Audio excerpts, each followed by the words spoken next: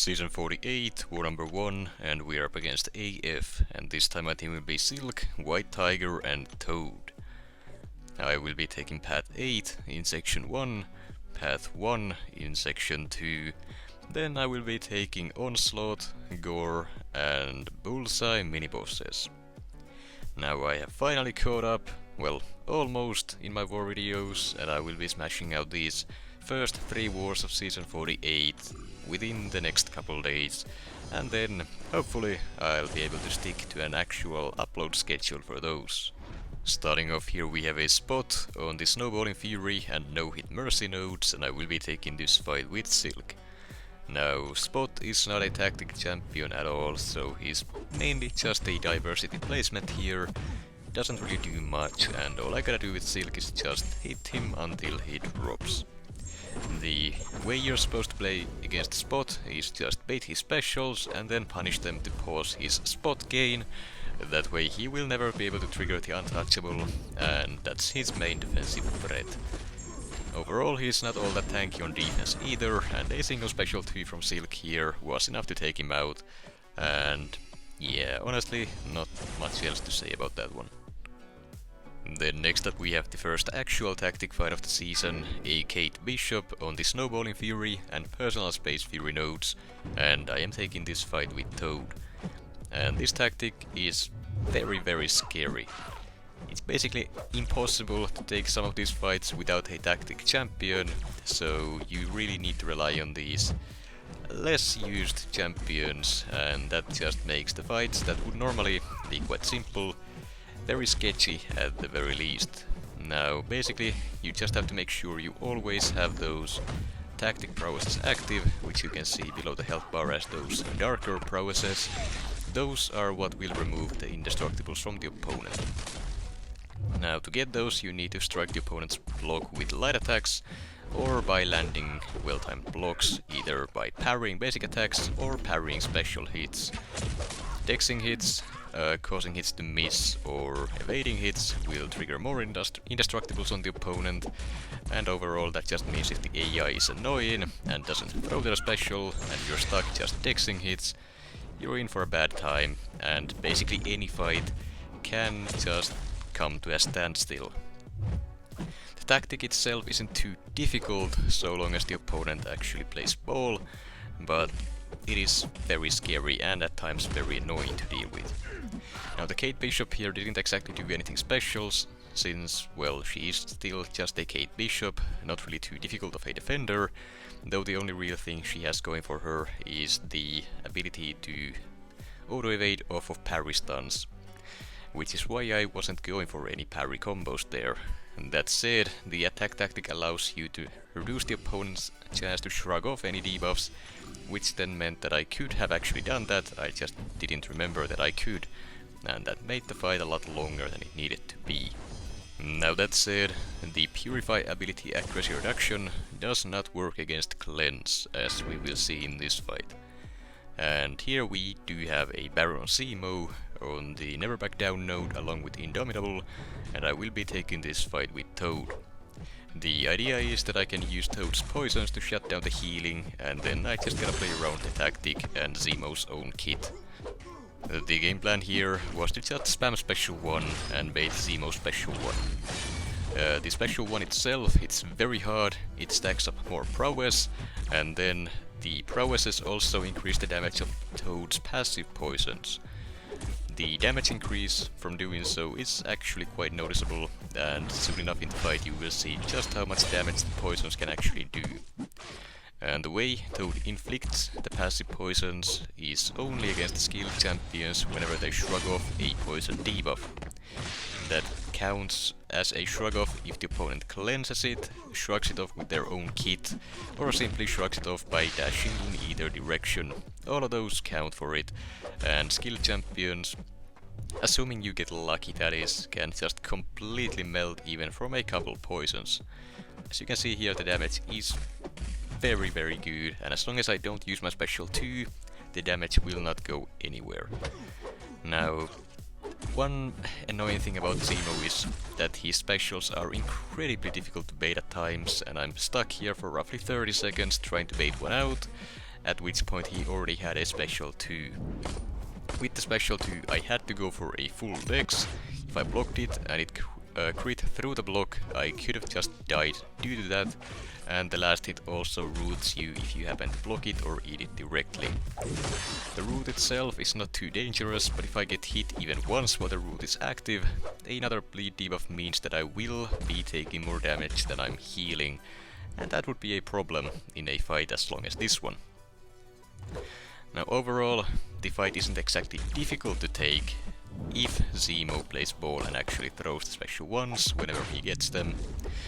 But this one has just gone horribly wrong, and now things are not great. I got comboed, I got pushed to my special 2, I have no health to play around with, and I lost my damage ramp up on my specials as well as the poisons. And I'm halfway done with the fight, and Zemo's still standing at over 50% of his health. Overall, at this point I was sure I would die, so I just turned up my aggression a little bit and did my best to just go in and try to get those specials baited. And for whatever reason, Zemo allows me to do that. And now I accidentally triggered the last cleanse, I got rooted, saved myself with the striker there, and the passive poison damage was enough to finish the fight off before he could touch me again to finish me off. And overall, very scary fight, and I should have died to it. Maybe not the best idea to use Toad there, not gonna lie, but he does work if you play well and if he's not annoying, so I don't know, still learning this tactic. This is only the first war we have it, so yeah, there are gonna be some growing pains going forward. And now we have a Hulkling here on the buffet over time node, and I will be taking this fight with White Tiger. And this one should be a lot faster and a lot more fun than the previous one. Essentially, my game plan is just spam special 2s, and that's about all there is to it. Hulkling isn't a tactic defender, so there is nothing to worry about with the indestructibles. And White Tiger is also nullify immune, meaning the buffet node will never trigger. The heal block debuff from White Tiger's special 2 prevents the opponent from healing at all, and White Tiger gains the healing instead, up to a certain point at least, meaning she's very sustainable in a fight like this. Also, whenever the bleed expires on the opponent, it will nullify any regen buffs on them, meaning that with MD you can simply just spam the special 2 over and over and over against Hulkling without even needing any Mystic Power back boosts, though I did have them on since, well, this is Alliance War after all, and I do need the boost for the fight after this one. And here we have an Onslaught on the Power Snack and 1 too many hits miniboss node, and I am taking the fight with Silk. Same as last season, the game plan is to just get the special 3, do the triple fury rotation, and the defender will fall, basically no matter who they are. And doing so, I did use the advanced power boost to start off with a bar of power, but as you may have noticed, I actually started with 1.5 bars of power. The reason for that is the White Tiger synergy, which allows Silk to start any fight with 50% of a bar of power from the very start of the fight, allowing you to do this rotation even faster than you normally would. The synergy nor the boost are needed here at all. It will just take slightly longer to get to the special 3, but once you do, the result is the same. Now the advanced power boost itself, I wasn't really planning on using for this specific fight. I need it for the next mini-boss, being the Gorr, but I figured I could use it here just to speed things up a little bit and leave less time for myself to make any mistakes. Fight went down, no problems at all, and it was the final Silk fight as well, meaning I will not need to use even a small potion to heal her up. Well, that said, I do still need to heal up Toad for the Bullseye miniboss, so that's gonna be annoying, but either way, next up we have a Gorr here on the Make a Stand and When I Open miniboss node, and I am taking this fight with White Tiger. Gorr is a tactic champion, so he's a lot scarier than normally, but so is White Tiger, so I do have a way around the indestructible. Now the game plan here was to simply spam special 2 to stop the healing, and then Mystic Power back boosts, the Power Steel and Mystic Explosion should allow me to just spam it over and over again, pretty much. If I happen to push Gorr to a special 2 and he throws it, the plan was to just block it and shrug off any of the damage in debuffs due to how many buffs the opponent has, and that's about all there is to it. However, I did try to reflexively dex the special 2 by accident, and I ate it, and that would have killed me if it crit even a single time more than it did. So already I should have died at least twice.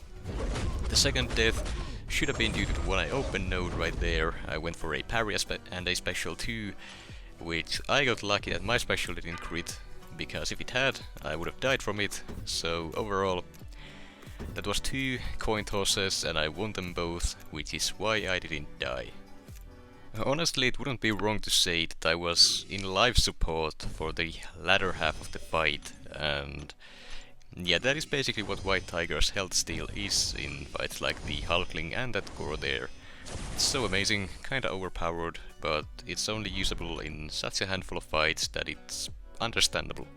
Anyways, next up here we have a Bullseye on the Stunning Reflection and Polka Dot Power mini-boss node, and I will be taking the fight with Toad. Going in I was extremely nervous and I wasn't sure if I would even be able to solo the fight, but Toad is an excellent option for it. The poisons will put the Stunning Reflection node on cooldown, allowing you to parry him at times, and the Polka Dot Power node, giving you constant power gain, allows you to easily spam the special 1s over and over again, though here to start off with I did get pushed to a special 2 instead, which was annoying, but not the end of the world. The game plan is essentially to just spam the special 1 as usual, stack up the prowesses and then just let the specials do the work along with the passive poisons. The defense tactic itself isn't exactly a problem here, surprisingly enough, simply due to the fact that you are supposed to be parrying Bullseye specials anyways, and now here, since you're parrying them, you are getting the tactic prowesses, which will automatically deal with any of the indestructible.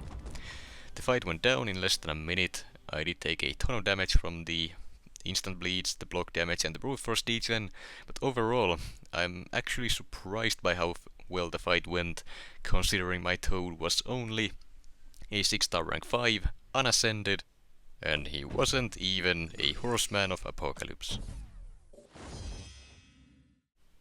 As for the results, we did end up winning the war 72 to 22, so it's a win, so it's a great start to the season, but the death count way too high, and I hope that we can cut that down going forward.